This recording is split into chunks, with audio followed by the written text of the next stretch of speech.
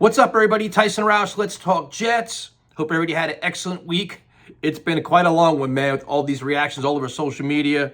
The weather in New Jersey is cold, and over the next 3 days, a lot of rain and snow. So my running adventures are going to be miserable. But stay tuned, because I will be announcing my fundraiser either Sunday night or Monday, and I'll greatly appreciate all the support. It'll be raising mental health awareness, as well as helping our veterans.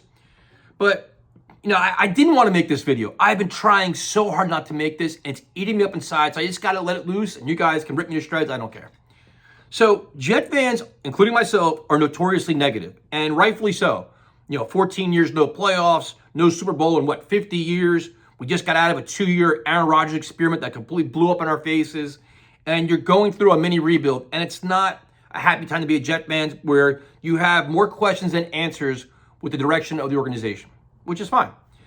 Watching the reactions to the Aaron Rodgers release, where it's like, oh, now we can't win this year, they're punting the season, they don't know what they're doing, as opposed to some that understand what they're doing, which is myself, that, it's just time to move on. You take the cap hit, and you have a new voice, a new regime, a new look towards the future, and that's it. But what really bothered me was, I had a couple tweets go out today just being like, listen, I don't understand why everybody is in full, doom and gloom mode. And bro, this is historically what they do. This is the same old Jets. No plan at quarterback, no this, can't do this, can't win. It's never going to change. So my honest question was, well, how exactly do you know that? Well, look at what so-and-so said. And look what other person said. And look at that. Okay, well, how about we do this? Let's watch what Darren Mougey and Aaron Glenn actually do, as they've only been here, 2-3 weeks? You literally have not even gotten to free agency yet. You haven't even gotten to the draft yet. And you're already dumping all over these guys well, this is what they do. They haven't been here. They're not Joe Douglas. They're not Robert Saleh. As of right now, it's a clean slate. To lump them in with all of the other failed staffs, to me, I think is ridiculous. If that's the mindset now, then why even, what are we even doing here? Now, this isn't no fanboy thing. It's just, I'm going in with an open mind. I'm glad they hired Rick Spielman. I'm glad Phil Savage is still here. I'm going to give them the benefit of the doubt until they don't get it. Until they start making mistakes, bro, what is this?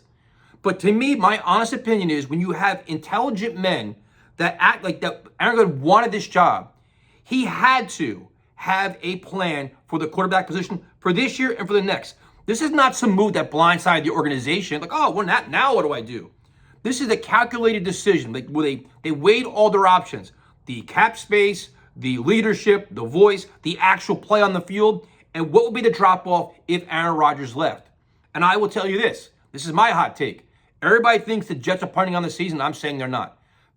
Aaron Rodgers is not the end-all, be-all for me, where if he's gone, they have no chance of winning. They can still win games this year, and they should be expected to do so. You play better defense. You eliminate penalties. You have solid special teams. You run the friggin' football. You play sound, fast, physical, disciplined football. You're going to win games. More than 3, more than 4, more than 5. So to me, all this same old Jet stuff is so ridiculous, and it's just getting old and played out and boring. If you're that miserable with this team, then why even watch? Do you feel better about yourself just complaining every day? If you're going to die on this Aaron Rodgers should be here ship, that's how you're going to say this for how many what? It's almost like people want the Jets to fail this year just to say, I told you so. But I guarantee you, if Aaron Glenn and his team find ways to win games this year, oh no, I believe this whole time, and this is exactly what I told you. Why? At what point can't we just hopefully find that this front office is going to get it right, and give them support and find it out? But I guarantee you, they'll be like, oh, bro, they only won 7 games this year. Yeah, they did. That's more than last year, right? Is that progress or no? We're going to ignore that. Now, I'm not saying this is a 5-year rebuild. I'm saying it's 2 years. You clean up a lot of things this year while being competitive. Next year, you get a lot better. And that's the way it should be for every organization. But some of this stuff now, man, it's God damn, this horse is not beaten. It's just blistered. It's boring. It gets to the point where you're just I got a lot of bucks. Stay off social media. Don't bother making content, because it's a miserable part of this fan base that just loves being miserable, and that's all they want. Meanwhile, you have Aaron Glenn here who's going to try to bring all kinds of new energy and fire to this job, a job he wanted badly, because he wants to turn this around.